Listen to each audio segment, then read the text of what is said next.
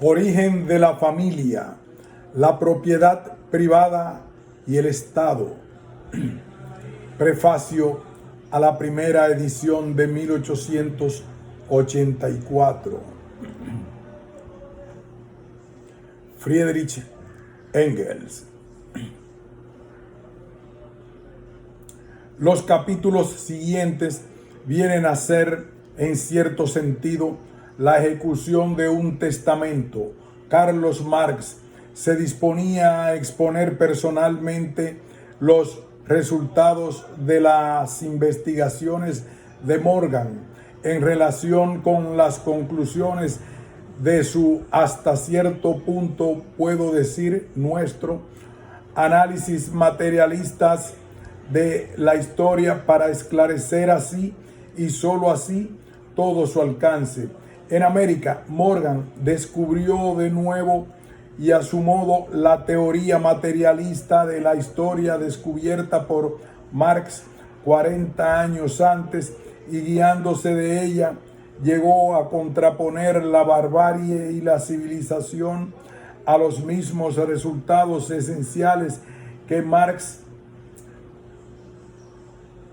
Señalaré que los maestros de la ciencia prehistórica en Inglaterra procedieron con el Ancient Science de Morgan, del mismo modo que se comportaron con el Capital de Marx los economistas gremiales de Alemania, que estuvieron durante largos años plagiando a Marx con tanto celo como empeño ponían en silenciarlo.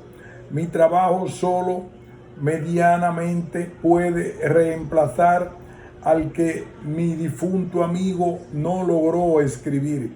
Sin embargo, tengo a la vista, junto con extractos detallados que hizo de la obra de Morgan, glosas críticas que reproduzco aquí siempre que cabe. Cuando la teoría materialista, el factor decisivo en la historia, en fin de cuentas, la producción y la reproducción de la vida inmediata. Pero esta producción y reproducción son de dos clases. De una parte, la producción de medios de existencia, de productos alimenticios, de ropa, de vivienda y de los instrumentos que para producir todo eso se necesitan. De otra parte, la producción del hombre mismo, la continuación de la especie, el orden social en que viven los hombres en una época o en un país dados, está condicionado por esas dos especies de producción, por el grado de desarrollo del trabajo de una parte y de la familia de la otra. Cuanto menos desarrollado está el trabajo, más restringida es la cantidad de productos y por consiguiente la riqueza de la sociedad. Con tanta mayor fuerza se manifiesta la influencia dominante de los lazos del parentesco sobre el régimen social. Sin embargo, en el marco de este desmembramiento de la sociedad basada en los lazos de parentesco, la productividad del trabajo aumenta sin cesar y con ella se desarrollan la propiedad privada y el cambio, la diferencia de fortuna, la posibilidad de emplear fuerza de trabajo ajena y con ello la base de los antagonismos de clase, los nuevos elementos sociales que en el transcurso de generaciones tratan de adaptar el viejo régimen social a las nuevas condiciones hasta que por fin la incompatibilidad entre uno y otras no llevan a una revolución completa.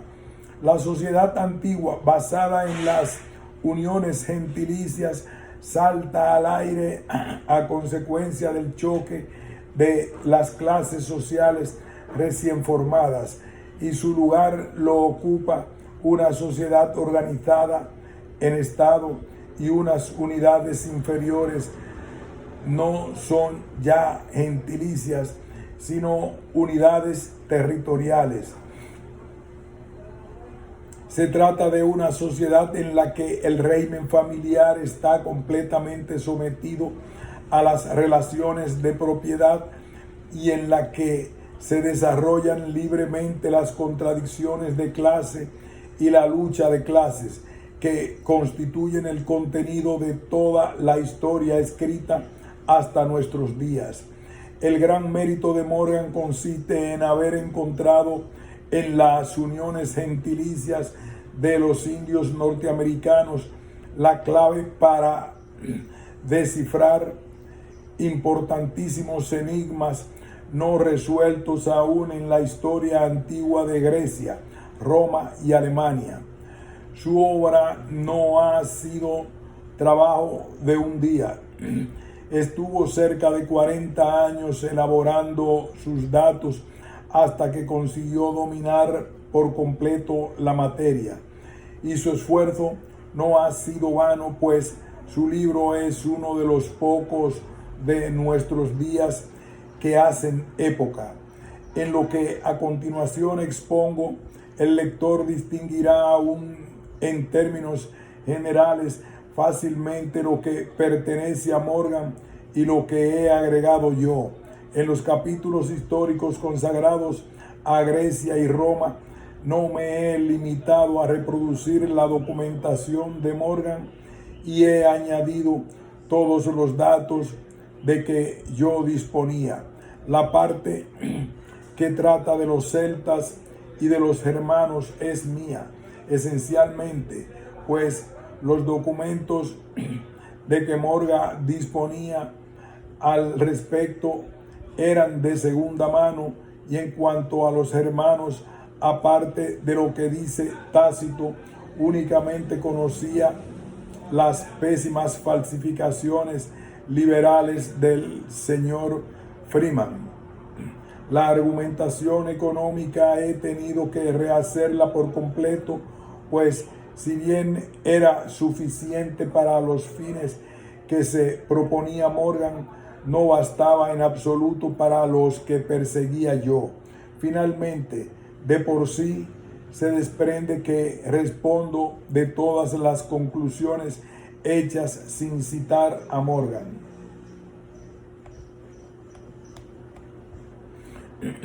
Prefacio a la cuarta edición de 1891. Contribución a la historia de la familia primitiva. Bachofen, McClellan, Morgan. Las ediciones precedentes, de las que se hicieron grandes tiradas, agotáronse hará cosa de unos 6 meses, por lo que el editor venía desde hace tiempo rogándome que preparase una nueva. Trabajos más urgentes me han impedido hacerlo hasta ahora. Desde que apareció la primera edición han transcurrido ya 7 años, en los que el estudio de las formas primitivas de la familia ha logrado grandes progresos. Por ello ha sido necesario corregir y aumentar minuciosamente mi obra, con mayor razón porque se piensa estereotipar el libro, y ello me privará por algún tiempo de toda posibilidad de corregirlo. Como digo, he revisado atentamente todo el texto y he introducido en él adiciones en las que confío haber tenido en cuenta debidamente el actual estado de la ciencia. Además, hago en este prólogo una breve exposición del desarrollo de la historia de la familia desde Bachofen hasta Morgan. He procedido a ello ante todo porque la escuela prehistórica inglesa, que tiene un marcado matiz chauvinista, continúa haciendo todo lo posible para silenciar la revolución de los descubrimientos de Morgan que han producido en las nociones de la historia primitiva, aunque no siente el menor escrúpulo cuando se apropia de resultados obtenidos por Morgan. Por cierto, también en otros países se sigue con excesivo celo, en algunos casos, este ejemplo dado por los ingleses. Mi obra ha sido traducida a varios idiomas. En primer lugar, al italiano, L'origen della famiglia, della proprietà privata e dello Stato, versione riveduta dall'autore di Pasquale Marginetti, Benevento, 1855. Luego apareció la traducción rumana, Origina Familiae Proprietatei Private si hasta Tuli, traducere de Joan Nadege, publicada en la revista de Isasi Contemporaneum, desde septiembre de 1885 hasta mayo de 1886. Luego al dinamarqués Familiens Privatendonen og Saten Opridelse Dansk ak Fortaren Mageld Bossert of Gerson Pierre Covenant, 1888. Está imprimiéndose una traducción francesa de Henri Rabé según esta edición alemana. Hasta 1860 ni siquiera se podía pensar en una historia de familia. Las ciencias históricas hallábanse aún en este dominio bajo la influencia de los 5 libros de Moisés. La forma patriarcal de la familia pintada en esos 5 libros con mayor detalle que en ninguna otra parte, no solo era admitida sin reserva como la más antigua, sino que se la identificaba descontando la poligamia con la familia burguesa de nuestros días, de modo que parecía como si la familia no hubiera tenido ningún desarrollo histórico. A lo sumo, se admitía que en los tiempos primitivos podía haber habido un periodo de promiscuidad sexual. Es cierto que, aparte de la monogamia, se conocía la poligamia en Oriente y la poliandria en la India y en el Tíbet. Pero estas 3 formas no podían ser ordenadas históricamente de modo sucesivo, sino que figuraban unas adjunto a otras sin guardar ninguna relación.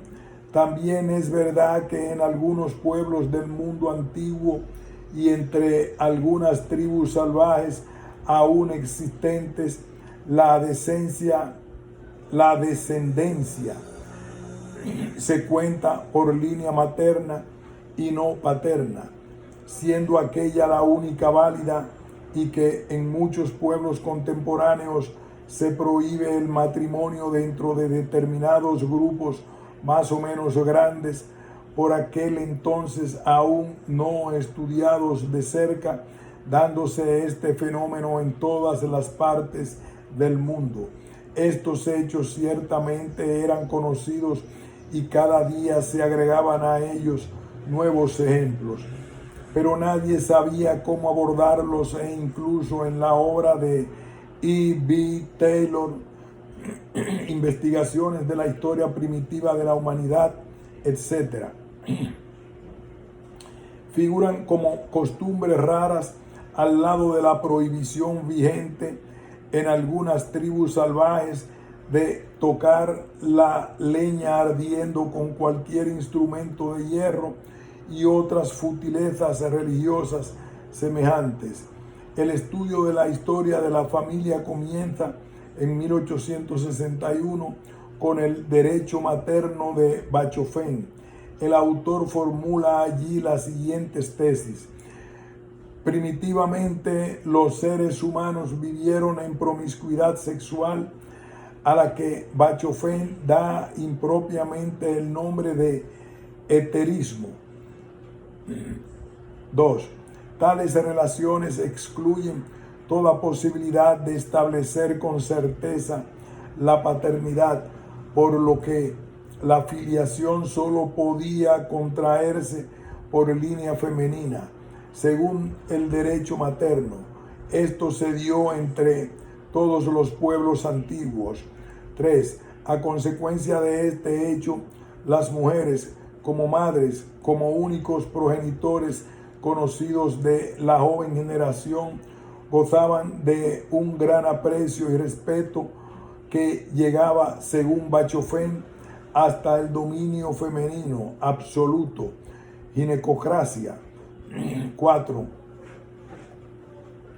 El paso de la monogamia, en la que la mujer pertenece a un solo hombre, encerraba la transgresión de una antiquísima ley religiosa, es decir, el derecho inmemorial que los demás hombres tenían sobre aquella mujer, transgresión que debía ser castigada o cuya tolerancia se resarcía con la posesión de la mujer por otros durante determinado periodo.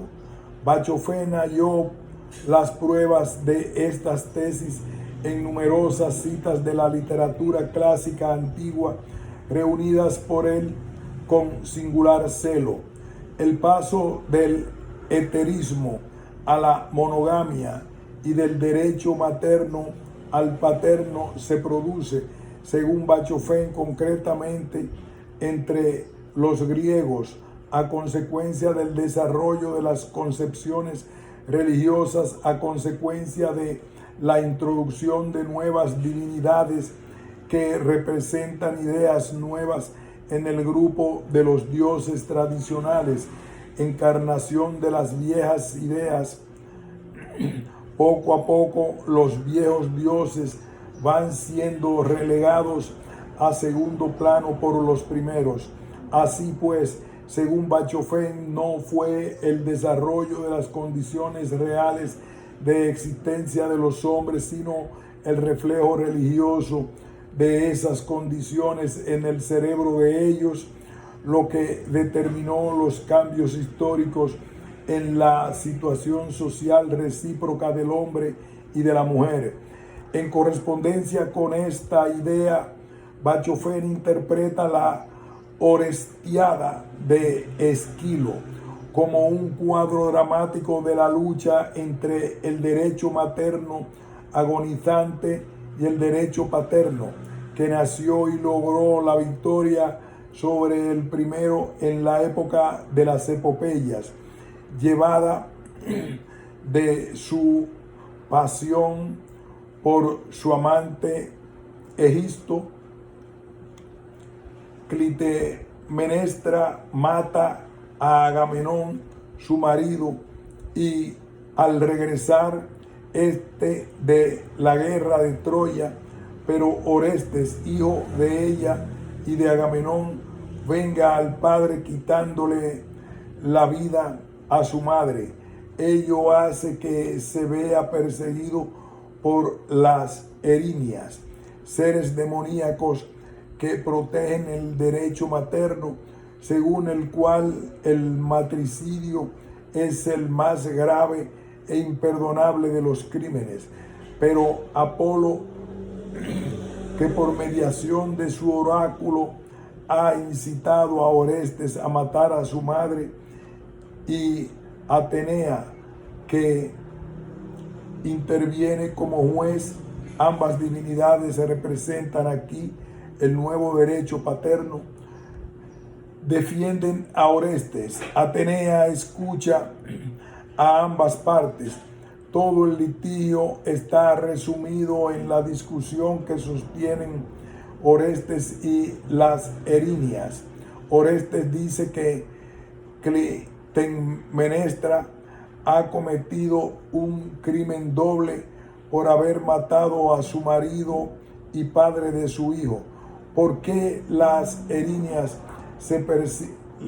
le persiguen a él cuando ella es mucho más culpable?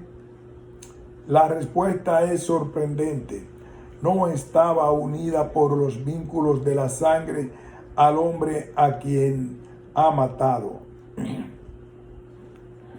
El asesinato de una persona con la que no se está ligado por lazos de sangre, incluso si es el marido de la asesina, puede expiarse y no concierne en lo más mínimo a las Erinias. La misión que a ellas corresponde es perseguir el homicidio entre consanguíneos, y el peor de estos crímenes, el único imperdonable según el derecho materno, es el matricidio. Pero aquí interviene Apolo, el defensor de Orestes. Atenea somete el caso al Areópago, el tribunal jurado de Atenas. Hay el mismo número de votos en pro de la absolución y en pro de la condena. Entonces, Atenea, en calidad de presidente del tribunal, vota en favor de Orestes y lo absuelve. El derecho paterno obtiene la victoria sobre el materno. Los dioses de la nueva generación, según se expresan las propias Erinias, vencen a estas que al fin y a la postre se resignan a ocupar un puesto diferente al que han venido ocupando y se ponen al servicio del nuevo orden de cosas. Esta nueva y muy acertada interpretación de la Orestiada es uno de los más bellos y mejores pasajes del libro de Bachofén, pero al mismo tiempo es la prueba de que Bachofén cree, como en su tiempo Esquilo, en las Erinias, en Apolo y en Atenea. Es decir, que estas divinidades realizaron en la época heroica griega el milagro de echar abajo el derecho materno y de sustituirlo por el paterno. Es evidente que tal concepción, que estima la religión como la palanca decisiva de la historia mundial, se reduce en fin de cuentas al más puro misticismo. Por ello, estudiar a fondo el voluminoso tomo de Bachofén es una labor ardua y en muchos casos poco provechosa. Sin embargo, lo dicho no disminuye su mérito como investigador, que ha abierto una nueva senda, ya que ha sido el primero en sustituir las frases acerca de aquel ignoto estadio primitivo con promiscuidad sexual por la demostración de que en la literatura clásica griega hay muchas huellas de que entre los griegos y entre los pueblos asiáticos existió en efecto, antes de la monogamia, un estado social en el que no solamente el hombre mantenía relaciones sexuales con varias mujeres, sino que también la mujer mantenía relaciones sexuales con varios hombres, sin faltar por ello a los hábitos establecidos. Bachofén probó que este uso no desapareció sin dejar huellas bajo la forma de la necesidad para la mujer de entregarse por un periodo determinado a otros hombres, entrega que era el precio de su derecho al matrimonio único, que por tanto primitivamente no podía contarse la descendencia sino en línea femenina de madre a madre, que esta validez exclusiva de la filiación femenina se mantuvo largo tiempo, incluso en el período de la monogamia, con la paternidad establecida o por lo menos reconocida. Y por último, que esta situación primitiva de las madres como únicos genitores ciertos de sus hijos aseguró a aquellas y al mismo tiempo a las mujeres en general una posición social más elevada de la que desde entonces acá nunca han tenido. Es cierto que Bachofén no emitió esos principios con toda claridad por impedírselo el misticismo de sus concepciones, pero los demostró, y ello en 1861 fue toda una revolución. El voluminoso tomo de Bachofén estaba escrito en alemán, es decir, en la lengua de la nación que menos se interesaba entonces por la prehistoria de la familia contemporánea. Por eso permaneció casi ignorado. El más inmediato sucesor de Bachofén en este terreno entró en escena en 1865 sin haber oído hablar de él nunca jamás. Este sucesor fue J.F. McLennan, el polo opuesto de su predecesor. En lugar de místico genial, tenemos aquí a un árido jurisconsulto, en vez de una exultante y poética fantasía. Las plausibles combinaciones de un alegato de abogado. McLennan encuentra en muchos pueblos salvajes, bárbaros y hasta civilizados de los tiempos antiguos y modernos una forma de matrimonio en que el novio solo o asistido por sus amigos está obligado a arrebatar su futura esposa a sus padres, simulando un rapto por violencia. Esta usanza debe ser vestigio de una costumbre anterior por la cual los hombres de una tribu adquirían mujeres tomándolas realmente por la fuerza en el exterior en otras tribus. Pero ¿cómo nació ese matrimonio por rapto? Mientras los hombres pudieron hallar en su propia tribu suficientes mujeres, no había ningún motivo para semejante procedimiento.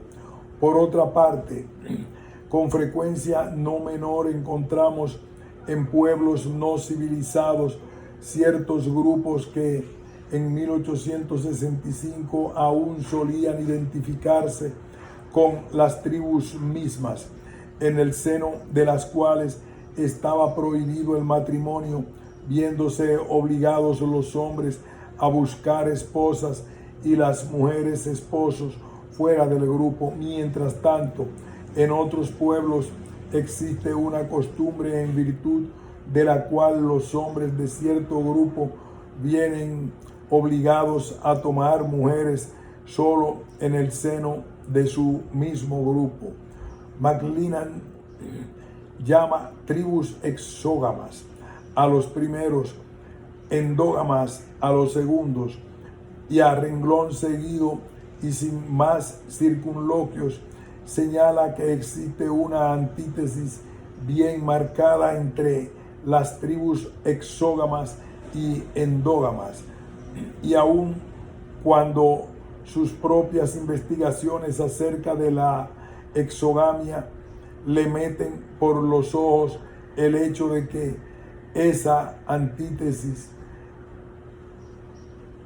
bien marcada entre las tribus exógamas y endógamas, y aun cuando sus propias investigaciones acerca de la exogamia le meten por los ojos el hecho de que la antítesis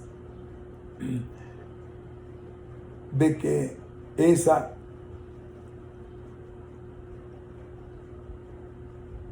antítesis en muchos, sino en la mayoría o incluso en todos los casos, existe solamente en su imaginación. Por eso deja de tomarla como base de toda su teoría. Según esta, las tribus exógamas no pueden tomar mujeres sino de otras tribus, cosa que, dada la guerra permanente entre las tribus tan propia del estado salvaje, solo puede hacerse mediante el rapto.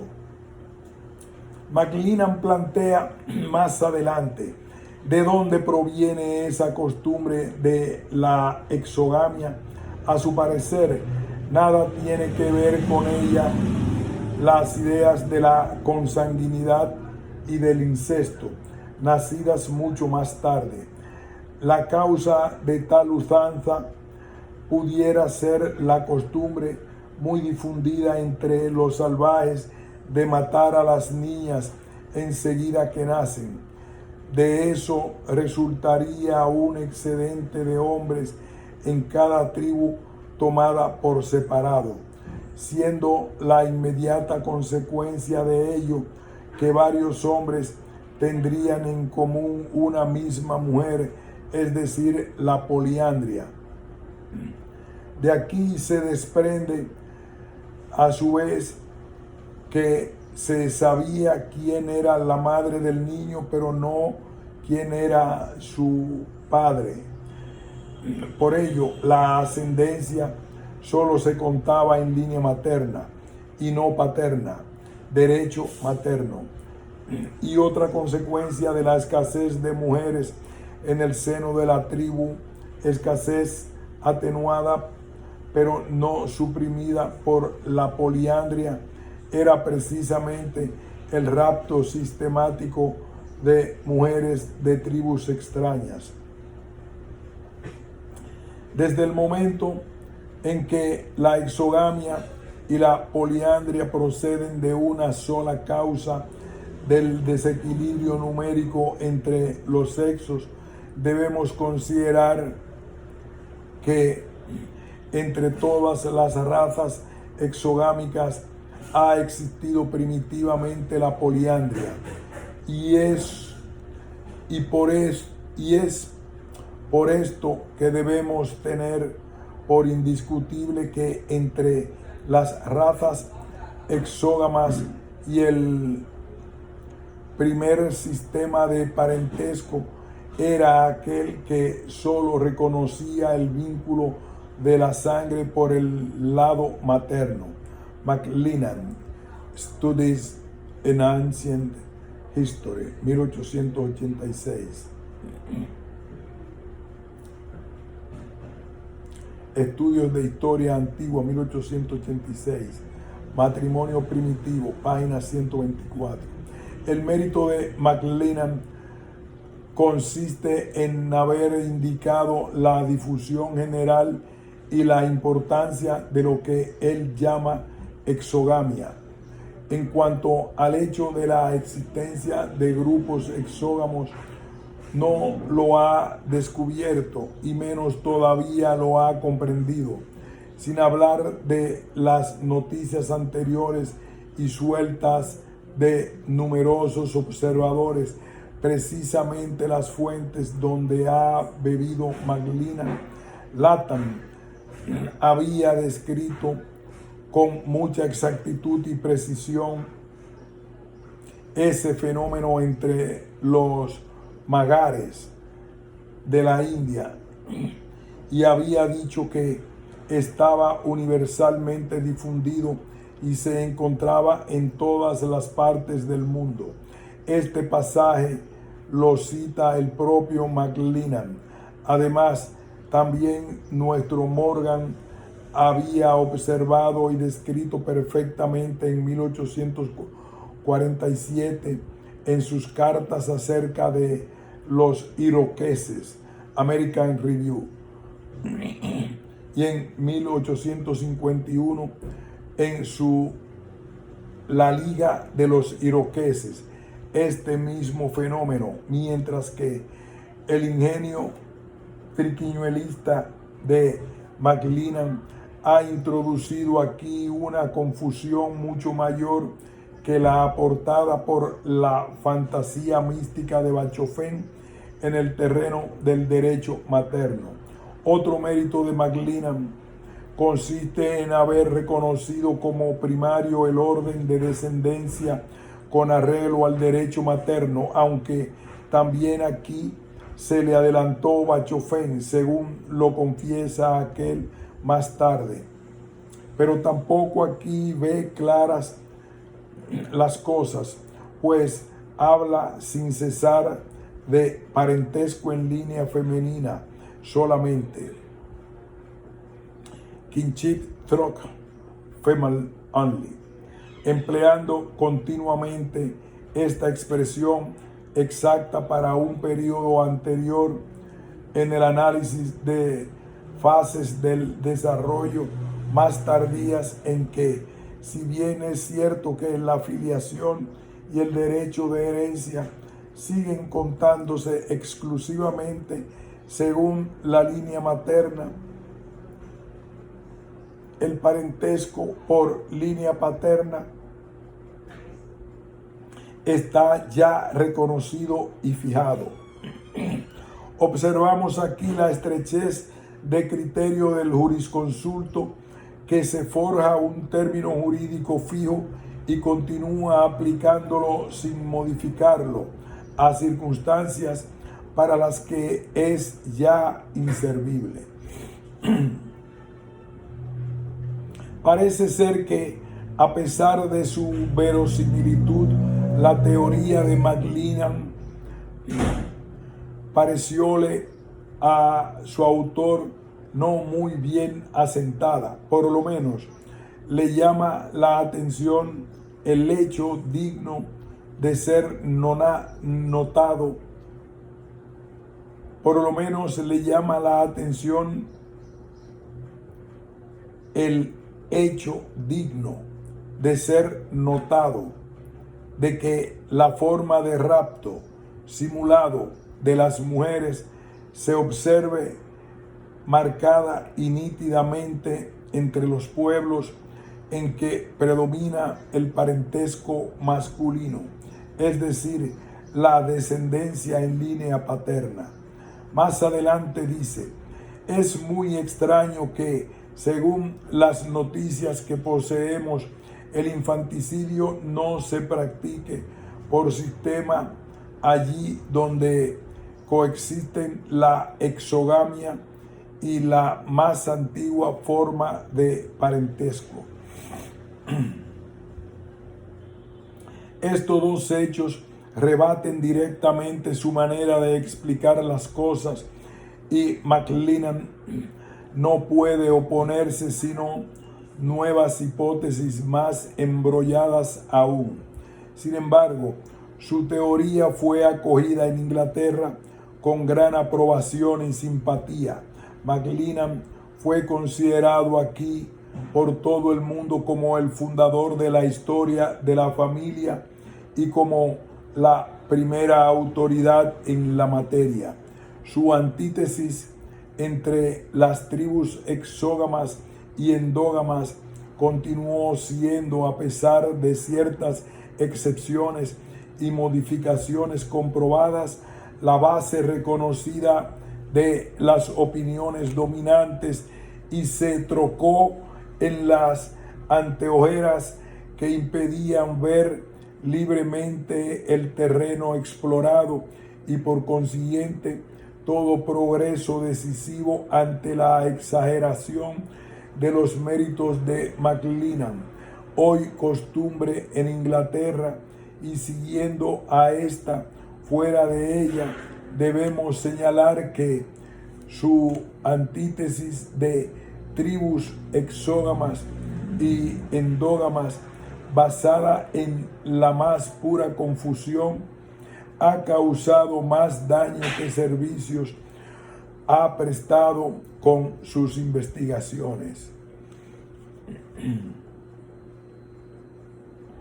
Entre tanto, pronto empezaron a ser conocidos hechos que ya no cabían en el frágil molde de su teoría. McLennan solo conocía 3 formas de matrimonio: la poligamia, la poliandria y la monogamia. Pero así que se centró la atención en este punto, se hallaron pruebas cada vez más numerosas de que entre los pueblos no desarrollados existían otras formas de matrimonio en las que varios hombres tenían en común varias mujeres, y Lubbock, El origen de la civilización, 1870, reconoció como un hecho histórico este matrimonio por grupos, communal marriage. Poco después, en 1871, apareció en escena Morgan con documentos nuevos y decisivos desde muchos puntos de vista. Habíase convencido de que el sistema de parentesco propio de los iroqueses y vigente aún entre ellos era común a todos los aborígenes de los Estados Unidos, es decir, que estaba difundido en un continente entero, aun cuando se encuentra en contradicción formal con los grados de parentesco que resultan del sistema conyugal allí imperante. Incitó entonces al gobierno federal americano a que recogiese informes acerca del sistema de parentesco de los demás pueblos según un formulario y unos cuadros confeccionados por él mismo. Y de las respuestas dedujo: 1. Que el sistema de parentesco de los indios americanos estaba igualmente en vigor en Asia y bajo una forma poco modificada en muchas tribus de África y Australia. Y 2. Que este sistema tenía su más completa explicación en una forma de matrimonio por grupos que se hallaba en proceso de extinción en Hawái y en otras islas australianas. 3. Que en estas mismas islas existía junto a esta forma de matrimonio un sistema de parentesco que solo podía explicarse mediante una forma desaparecida hoy de matrimonio por grupos, más primitivo aún. Morgan publicó las noticias reunidas y las conclusiones deducidas de ellas en sus sistemas de consanguinidad y afinidad en 1871 y llevó así la discusión a un terreno infinitamente más amplio, tomando como punto de partida los sistemas de parentesco y reconstituyendo las formas de familia a ellos correspondientes. Abrió nuevos caminos a la investigación y dio la posibilidad de ver mucho más lejos en la prehistoria de la humanidad. De haber sido aceptado este método, las frágiles construcciones de McLennan hubieran quedado reducidas a polvo. McLennan salió en defensa de su teoría con una nueva edición de El matrimonio primitivo, Estudios de Historia Antigua, 1875, aunque él mismo construye la historia de la familia basándose en simples hipótesis y de una manera artificial. en extremo. Exige a Lubbock y a Morgan no solo la prueba de cada una de las aseveraciones, sino pruebas irrefutables, las únicas admitidas en los tribunales de justicia escoceses. Y eso lo hace un hombre quien, apoyándose en el íntimo parentesco entre el tío materno y el sobrino, en los hermanos, Tácito, Germania, capítulo 20, en el relato de César, de que los bretones tienen sus mujeres en común por grupos de 10 y 12, y en todas las demás relaciones que los autores antiguos hacen de las mujeres entre los bárbaros, deduce sin vacilación que la poliandria ha reinado en todos esos pueblos.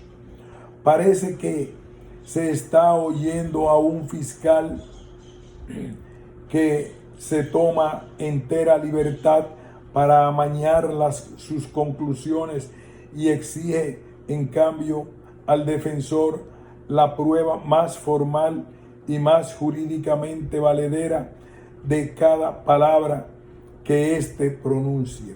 Afirma que el matrimonio por grupos es pura invención y queda así por debajo de Bachofen.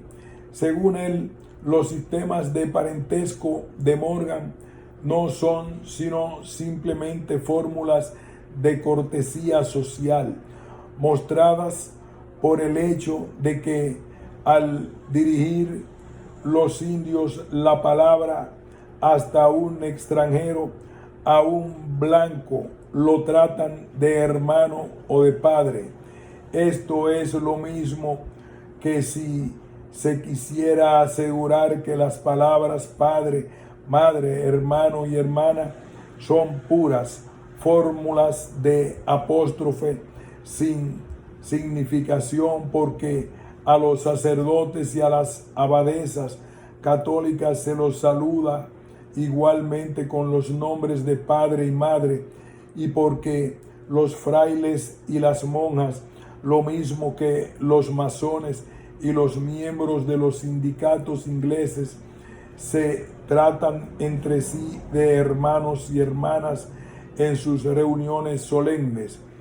En una palabra, la defensa de McLennan no pudo ser más floja, pero quedaba en punto en el que era invulnerable. Su antítesis de las tribus exógamas y endógamas, base de su sistema, lejos de vacilar, se reconocía universalmente como el fundamento de toda la historia de la familia. Se admitía que el intento de demostrar esta antítesis hecho por McLennan era insuficiente y estaba en contradicción con los datos por él mismo aportados, pero se consideraba como un evangelio indiscutible la antítesis misma, la existencia de dos tipos exclusivos entre sí, de tribus autónomas e independientes, de los cuales uno tomaba sus mujeres en la misma tribu, mientras que al otro le estaba eso terminantemente prohibido. Consúltese, por ejemplo, Orígenes de la familia de Giraud-Pelon, y aún la obra de Lubbock, El origen de la civilización. Aparece luego el trabajo fundamental de Morgan, Studies in Ancient History, 1877, que forma la base de la obra que ofrezco al lector. Aquí Morgan desarrolla con plena nitidez lo que en 1871 conjeturaba vagamente. La endogamia y la exogamia no forman ninguna antítesis. La existencia de tribus exógamas no está demostrada hasta ahora en ninguna parte, pero en la época en que aún dominaba el matrimonio por grupos, que según toda verosimilitud ha existido en tiempos en todas partes, la tribu se escindió en ciertos números de grupos de gens consanguíneas por línea materna, en el seno de las cuales estaba rigurosamente prohibido el matrimonio, de tal suerte que los hombres de unas gens, si bien es verdad que podían tomar mujeres en la tribu y las tomaban efectivamente en ella, venían obligados a tomarlas fuera de su propia gens. De este modo, si la gens era estrictamente exógama, la tribu, que comprendía la totalidad de las gens, era endógama en la misma medida. Esta circunstancia dio al traste con los restos de las sutilezas de McLennan, pero Morgan no se limitó a esto. La gens de los indios americanos le sirvió además para dar un segundo y decisivo paso en la esfera de sus investigaciones. En esta gens organizada según el derecho materno, descubrió la forma primitiva de donde salió la gens ulterior, basada en el derecho paterno, la gens tal como la encontramos en los pueblos civilizados de la antigüedad, la gens griega y romana, que había sido hasta entonces un enigma para todos los historiadores, quedó explicada partiendo de la gens india, y con ello se dio una base nueva para el estudio de toda la historia primitiva. El descubrimiento de la primitiva gens de derecho materno como etapa anterior a la gens de derecho paterno de los pueblos civilizados tiene para la historia primitiva la misma importancia que la teoría de la evolución de Darwin para la biología y que la teoría de la plusvalía enunciada por Marx para la economía política. Este descubrimiento permitió a Morgan bosquejar por vez primera una historia de familia donde, por lo menos en líneas generales, quedaron asentados previamente, en cuanto lo permiten los datos actuales, los estadios clásicos de la evolución. Para todo el mundo está claro que con ello se inicia una nueva época en el estudio de la prehistoria. La gens de derecho materno es hoy el eje alrededor del cual gira toda esta ciencia. Desde su descubrimiento se sabe en qué dirección encaminar las investigaciones y qué estudiar, así como de qué manera se debe agrupar los resultados obtenidos. Por eso, hoy se hacen en este terreno progresos mucho más rápidos que antes de aparecer el libro de Morgan. Aquí hacemos una pausa. Continuaremos con el título. También en Inglaterra, todos los investigadores de la prehistoria admiten hoy los descubrimientos de Morgan. Pausamos.